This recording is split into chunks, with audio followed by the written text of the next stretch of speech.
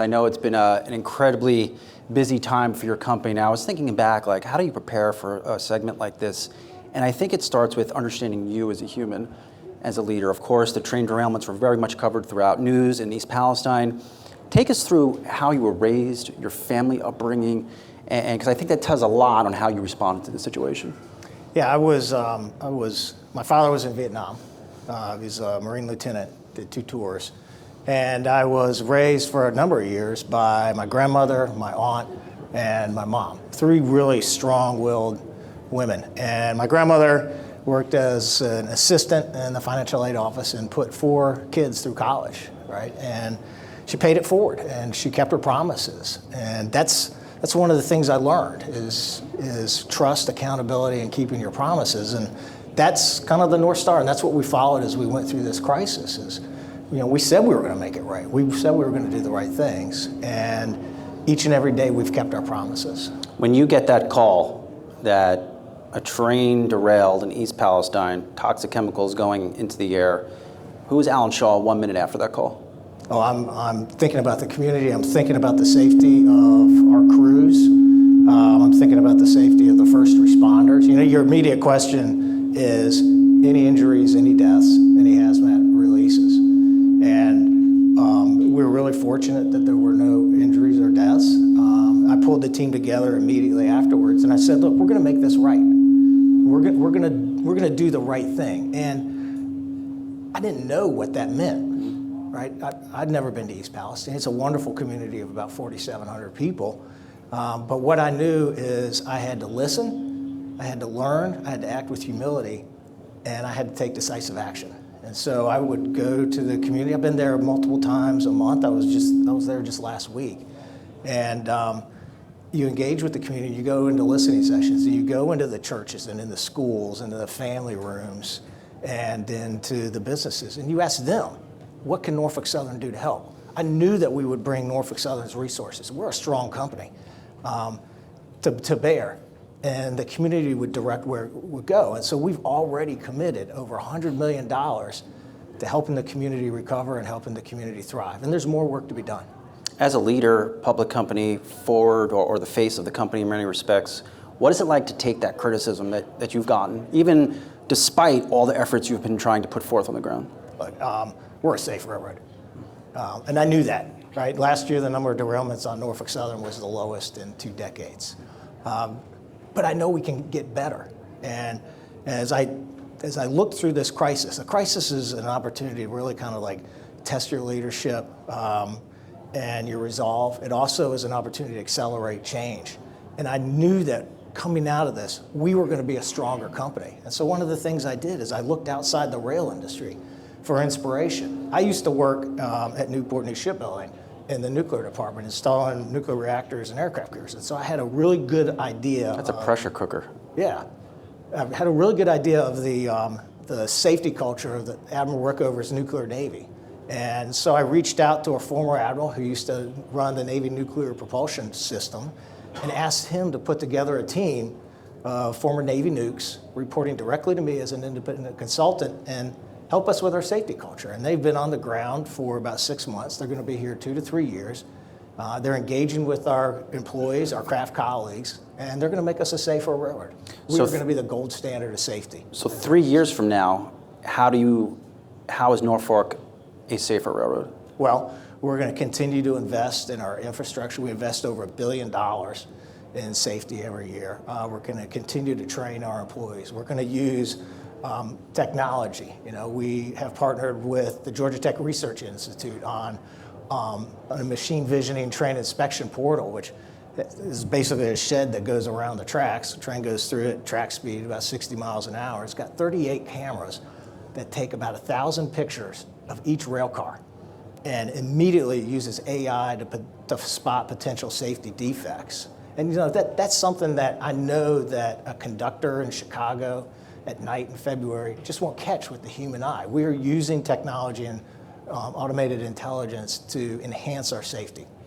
What are some of the specifics that Norfolk is doing on the ground in East Palestine, and how are you putting the capital to work to rebuild the community? So a number of things. We just achieved a pretty significant milestone. just about a week or two ago as we exited the most intense phase of the environmental remediation. Brian, we moved 170,000 tons of contaminated soil off-site to EPA-approved landfills, which are specifically designed to handle that. We've moved 36 million gallons of contaminated water off-site.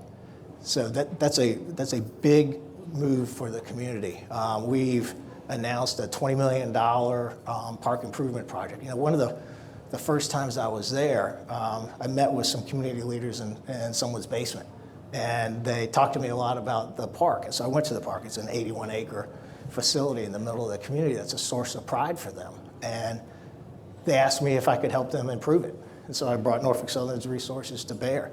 I was just at a groundbreaking ceremony a couple of weeks ago for a regional first responder training facility. We're committing $20 million to that. And that's important to me personally because I wanted to express my appreciation for the first responders from Ohio and Pennsylvania and West Virginia who rushed to the scene. You know, they're the heroes here, and first responders are folks who devote their entire career to protecting the communities we serve. What do you think when you hear politicians say railroads are not safe, they're just trying to jack up their profits by taking away safety standards? Well, railroads are clearly the safest form of transportation across land. We're also the most efficient.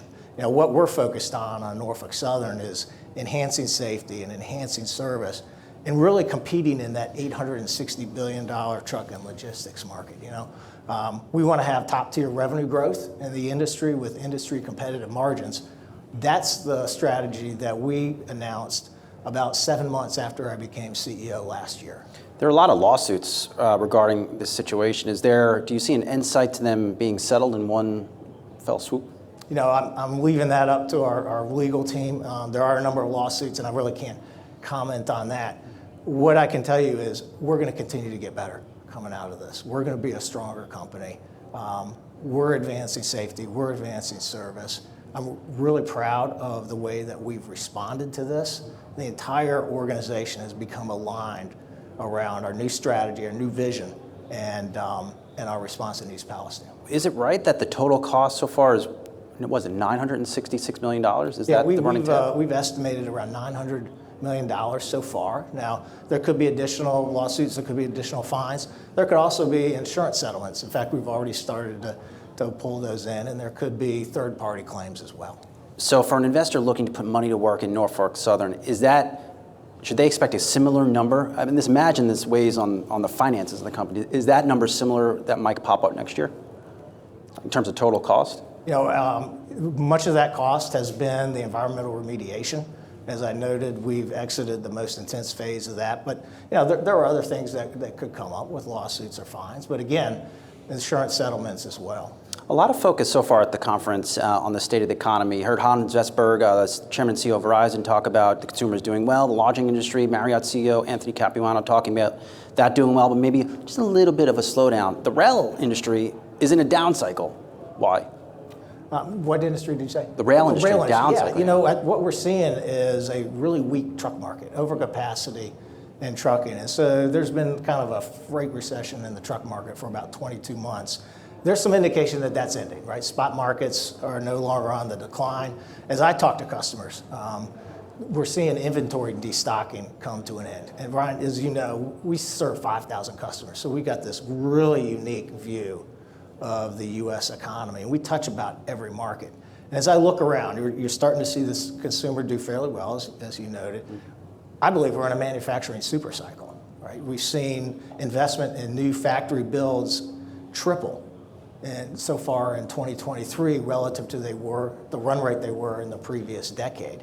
And it's really in our service region. It's in the Midwest and it's in the Southeast. And you know, I was talking to the CEO of a European automaker, and he was talking about how if he wants to sell production in the United States, he needs to produce in the United States. And there's a lot of advantages for onshoring and in the United States, and it's cheap and reliable electricity, it's a logistics infrastructure that's already in place, and it's a talented workforce. And that really plays to the strengths of our strategy going forward, which is to use service to drive top-tier revenue growth and industry competitive margins. Important distinction there. So you're saying rail has been in a down cycle, but that's not the same as a recession. No, I don't believe we're in a recession. I think we've been in a freight recession because there's been overcapacity in the truck market. And that's our primary form of competition. Now, we've got the most powerful intermodal franchise in the East, and so it's only a matter of time when that recovers. And when the U.S. consumer does recover and the truck market recovers, we're going to be coiled up and poised for growth with high incrementals. Have you had to furlough any workers? No, we continue to hire. Right, we're building for the long term at Norfolk Southern. We're investing in our future, and we're investing in locomotives and intermodal facilities and freight cars that help us compete with truck, and technology and safety, and our people as well. That's been my commitment. And day one that I became CEO about 18 months ago, I was out in the field, and I was visiting with our crews in the crew rooms and in the locomotive cabs, because I wanted to express my deep appreciation and respect for what they do for Norfolk Southern, for our customers, and for the U.S. economy. What it's like, you work your whole life, Alan, and I think a lot of people watching this can relate, and probably a lot of people in this room, you work your whole life to get to this top spot, and within 18 months, you're dealing with a major crisis. What has that like been that for you personally? What has that been like? The first day you sit in the seat, you understand it's about accountability, right? And I just knew that each and every day we were going to do the next right thing. I was going to follow our North Star. I was going to follow our values, focus on the long term. And my goal for my team was that 5 years from now, 10 years from now, when we look back on this, we can have a response that makes us proud and a response that makes the folks in East Palestine proud. At the same time, we're implementing this unique vision, better way forward in the rail industry. Look, if you think about rail has ceded share to truck for the last 25 years, despite being lower cost, higher safety, much better safety metrics, better sustainability with respect to the carbon footprint.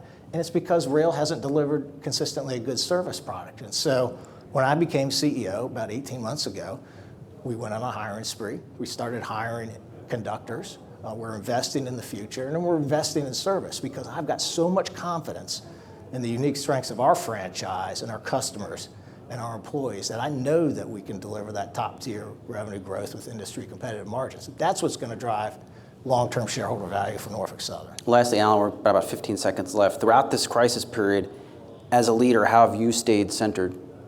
These have to be incredibly challenging periods. I've got a lot of confidence that I know we're doing the right thing. And so that allows you to block out a lot of the noise and focus on the mission. And when you get up every day, you just say, each and every day, I'm going to do the next right thing, and I'm going to see this thing through. Well, I look forward to continuing to track this progress. Norfolk Southern CEO Alan Shaw, thanks for coming down, and really, it's good to see you again. We appreciate it. Yeah, it's a pleasure, Brian. Thank you so much. We appreciate it.